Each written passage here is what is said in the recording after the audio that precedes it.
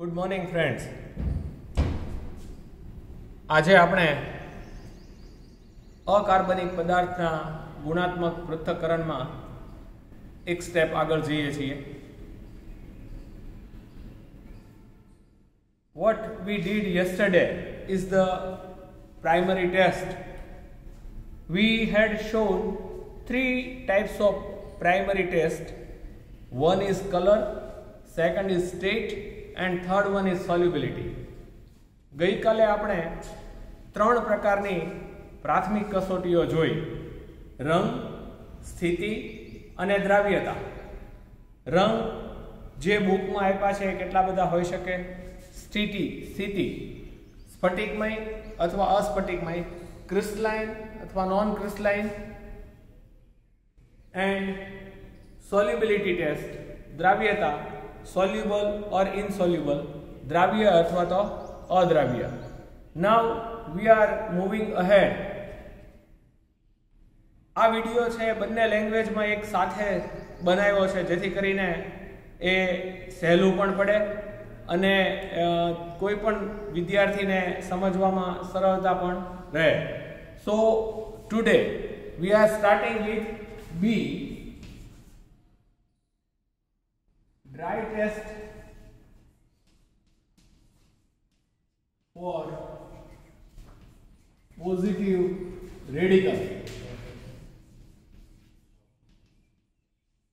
ધન મૂલકની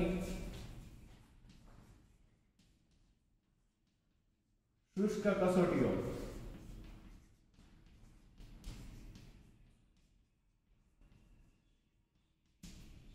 હવે જ્યારે ધન મૂલકની શુષ્ક કસોટીઓ જોવાની હોય ત્યારે તમારી પાસે પ્રેક્ટિકલ બુક ખુલ્લી હશે એટલે એમાં તમે નજર નાખશો તો કુલ 4 શક્યતાઓ બતાવી છે. When you try for the dry test for positive radical, different types of tests are there and we are just showing you the first one only. First one is heating in a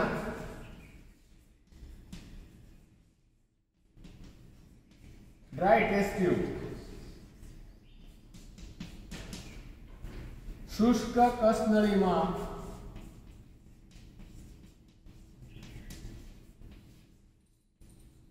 પદાર્થને ગરમ કરતા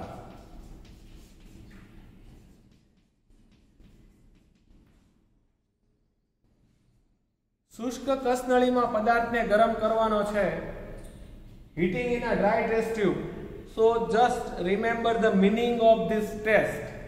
Your test tube must be dry. તમારી કસનળી test tube જે તમે લ્યો એ શુષ્ક હોવી જોઈએ. હવે ઘણા વિદ્યાર્થીઓને એવી ટેવ છે કે લેબોરેટરીમાં આવે પછી સાધનો ધોવે. હવે એ ત્યારે ધોયેલી ટેસ્ટ ટ્યુબ હોય એ ડ્રાય ન હોય. કેટલાક વિદ્યાર્થીઓને એવી ટેવ છે કે એ ટેસ્ટ ટ્યુબ લઈ અને ફ્લેમ ઉપર મૂવ કરે આવી રીતે કે ભાઈ એ ડ્રાય થઈ જશે. It is not a proper way to dry the test tube. તમે જ્યારે લેબમાં આવો ત્યારે જે સાધનો તમારી પાસે હોય એ ડ્રાય હોય. So heating in a dry test tube, શુષ્ક કસનળીમાં પદાર્થને ગરમ કરતા. when you go for this test you find 4 possibilities are there: A, B, C and D. તમારી બુકમાં 4 શક્યતાઓ આપી છે. A, substance melts, પદાર્થ પીગળે. અથવા નોઇઝ, તડતડ અવાજ આવે.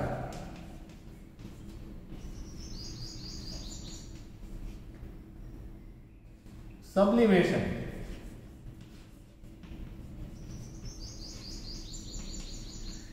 ઉર્ધ્વપાતન. અને કલર ચેન્જ.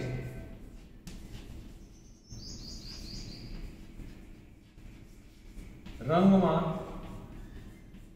ફેરફાર.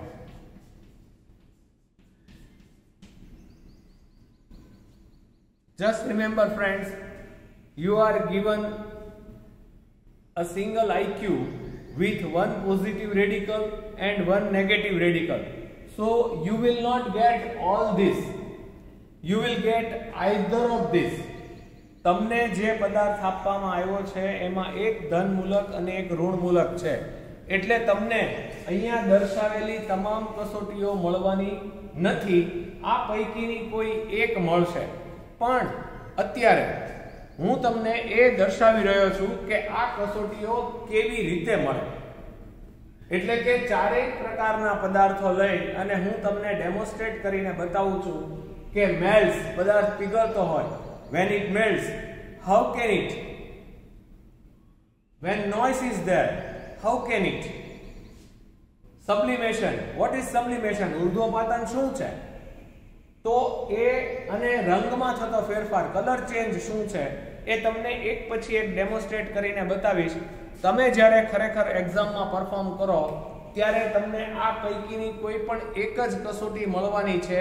સેમેસ્ટર 2 ની વાત કરું છું, કેમ કે એમાં એક પોઝિટિવ રેડિકલ છે અને એક નેગેટિવ રેડિકલ છે. એટલે જો આ સંખ્યા વધે તો એક કરતા વધારે ઓબ્ઝર્વેશન મળે, પણ આ એક જ પોઝિટિવ રેડિકલ હોય અને એક જ નેગેટિવ રેડિકલ હોય તો આ પૈકીની કોઈ પણ એક જ ટેસ્ટ મળશે. If you have only one positive radical and one negative radical, you will get either any one of this test, and I am just showing you. First of all, we are starting with one substance. Yesterday I show you that how much amount of substance is to be taken.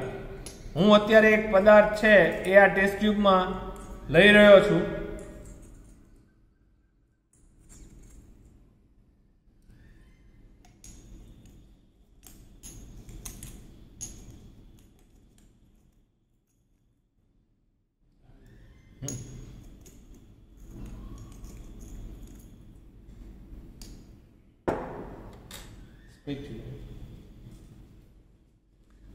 Second thing is to be remember, when you are going to perform heating in a dry test tube, you must have test tube holder with you. Spatula.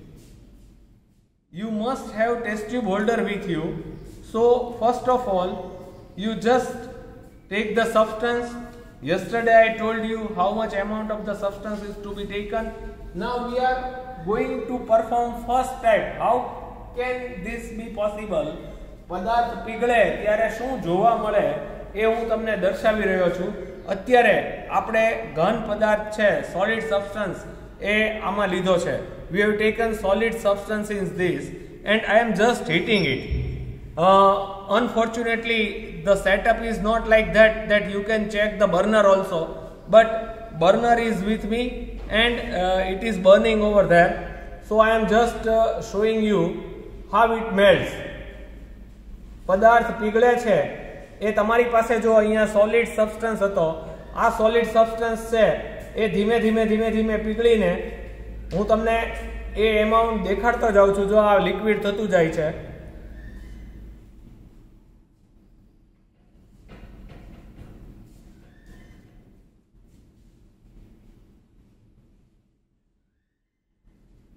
અને અહીંયા મિત્રો તમે જોઈ શકો છો કે આ સંપૂર્ણપણે પ્રવાહીમાં રૂપાંતર થઈ ગયું છે.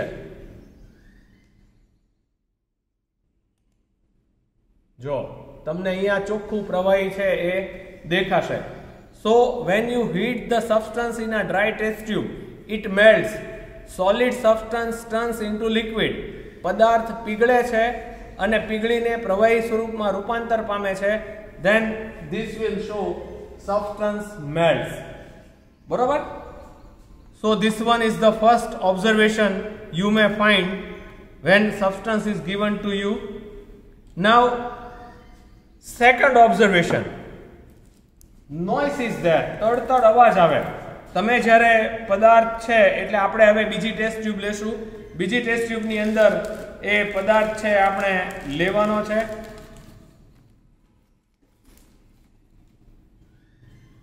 અને આ નોઇઝ છે એ તમને સંભળાય એવી વ્યવસ્થા આપણે કરવાની છે. એટલે પોસિબલ છે કે તમને કદાચ ટેસ્ટ ટ્યુબ ઓછી દેખાય પણ તમને નોઇઝ સાંભળવાનો છે, એટલે તમારે અવાજ ઉપર કોન્સન્ટ્રેટ કરવું પડશે. We have taken another substance and another test tube to show this test. Noise is present, તડ અવાજ આવે. એટલે મિત્રો ટેસ્ટ ટ્યુબ છે હું અહીંયા આગળ રાખીશ ગરમ કરીને, ત્યારે તમારે ટેસ્ટ ટ્યુબ સામે જોવાને બદલે એનો અવાજ સાંભળવાનો છે.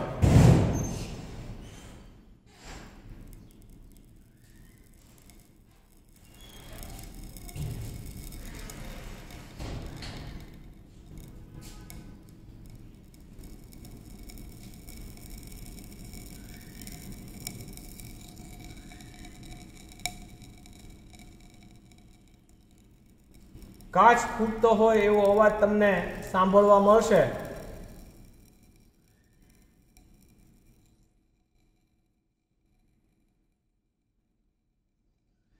I think you may recognize it.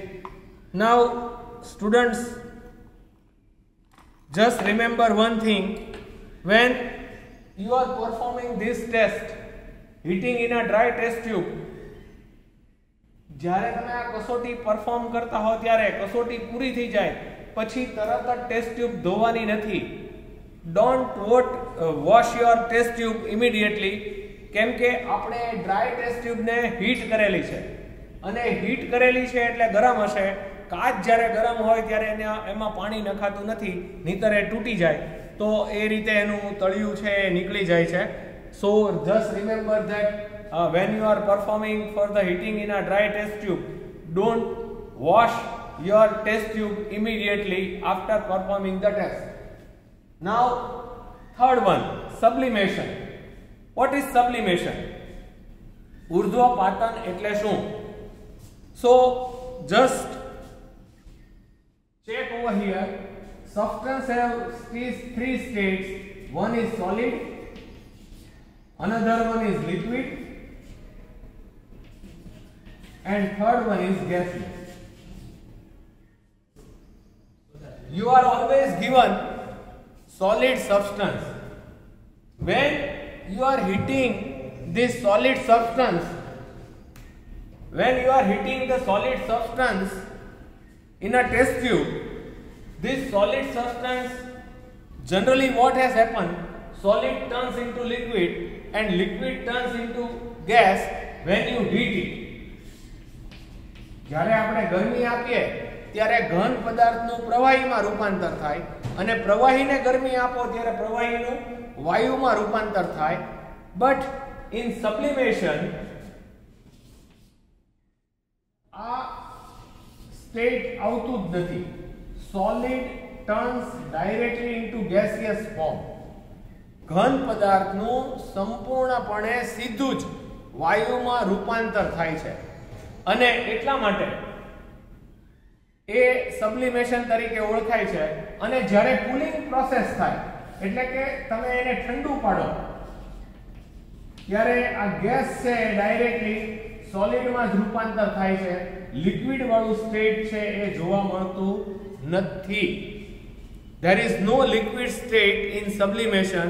Solid, when it is heated, directly turns into gaseous form, and when gas is cool, it is directly converted into solid substance. So we are just showing this test. We are taking another substance.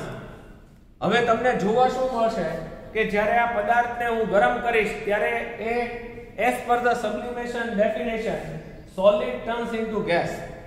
હવે પરિસ્થિતિ શું થશે કે when gas is evolved, upper side of the test tube is cool. ખ્યાલ આવે છે? જ્યારે તમે તમારા ઘન પદાર્થને અહીંયાથી ગરમી આપશો ત્યારે એનું વાયુમાં રૂપાંતર થશે સીધું જ, પણ આ વાયુ છે એ ધીમે ધીમે ઉપર જશે એટલે અહીંયા આગળ જે ટેસ્ટ ટ્યુબનો પોર્શન છે એ તો ઠંડો છે, એટલે આ પ્રોસેસ ચાલુ થાય અને ગેસ છે સોલિડમાં કન્વર્ઝન થાય. એટલે અહીંયાથી ગરમ કરેલો અને સોલિડમાંથી નીકળેલો ગેસ અહીંયા આગળ જામી જશે. It sticks around the inner side of the test tube surface. So what is sublimation? When you heat the solid, it is converted into gaseous form, and gas when evolved upper side, it turns into solid and sticks around the inner side of the surface. જ્યારે તમે ઘન પદાર્થને ગરમ કરશો ત્યારે એ વાયુમાં રૂપાંતર થશે અને આ વાયુ જ્યારે ઉપર જશે ત્યારે કસનળીનો આ ભાગ ઠંડો હોવાથી ત્યાં આગળ જામી જશે.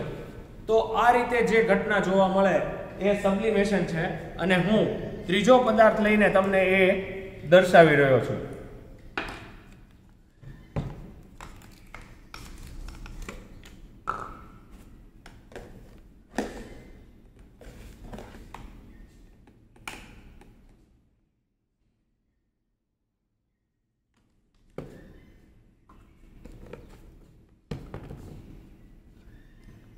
We have taken third substance to check the sublimation test. Other two tests are here. First one melts, second one noise is present, and third one we are going for the sublimation. જો અત્યારે test ટ્યુબના ઉપરના ભાગમાં કશું જ નથી, પણ જ્યારે આ સબસ્ટન્સ છે એ મેલ્ટ થશે, સોરી એ ગેસિયસમાં રૂપાંતર થશે, એ ઘનમાંથી વાયુમાં રૂપાંતર થશે, એ વાયુ અંદર જામી જશે, એટલે અત્યારે આ સ્પષ્ટ દેખાતી ટેસ્ટ ટ્યુબનો ભાગ પછી જ્યારે આ ટેસ્ટ પૂરી થશે ત્યારે અહીંયા આગળ સોલિડ સબસ્ટન્સ આવી ગયો હશે.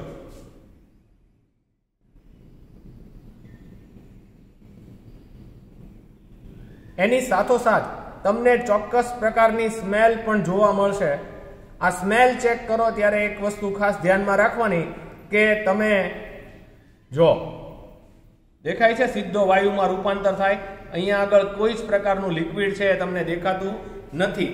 હવે આ વાયુ છે જ્યારે ઠંડો પડશે ત્યારે એની અંદરની સરફેસ ઉપર જામી જશે. જો અહીંયા તમને સ્પષ્ટપણે એ દેખાઈ રહ્યું છે. હું અગેન એકવાર ગરમ કરીને તમને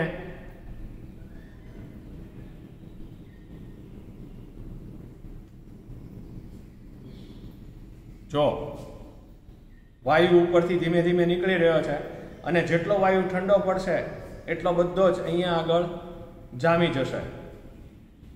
તો this is known as sublimation. Solid is converted directly into gaseous form. બરોબર.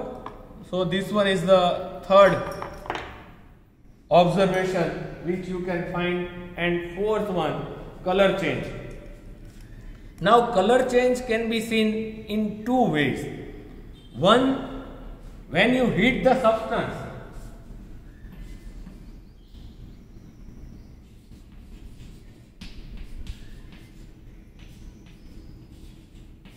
color change થાય અને એને તમે ઠંડુ પાડો, when you cool it, એનો ઓરિજિનલ કલર પાછો આવી જાય.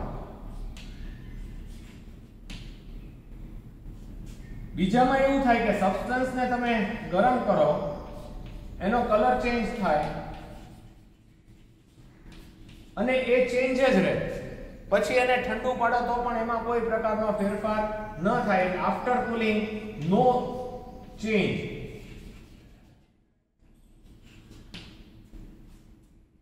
તો આપણે અત્યારે એક એવો પદાર્થ લઈએ છીએ કે જેમાં તમને આ પ્રકારનો કલર ચેન્જ છે એ જોવા મળે.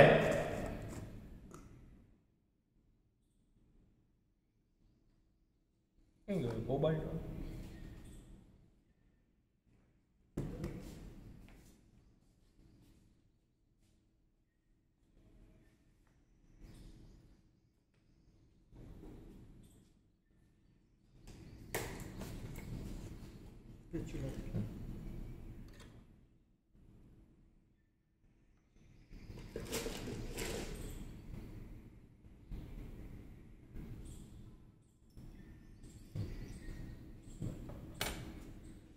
We have taken red type of substance. It is a cobalt salt, and I am heating this cobalt salt. આપણે અહીંયા આગળ જે અત્યારે ટેસ્ટ ટ્યુબમાં પદાર્થ લીધો છે એ ગુલાબી લાલ રંગનો પદાર્થ છે જે કોબાલ્ટનો એક ક્ષાર છે અને એને આપણે ગરમ કરીને રંગમાં શું ફેરફાર થાય એની ઓબ્ઝર્વેશન જોઈ રહ્યા છીએ. તો હું એને ગરમ કરી રહ્યો છું.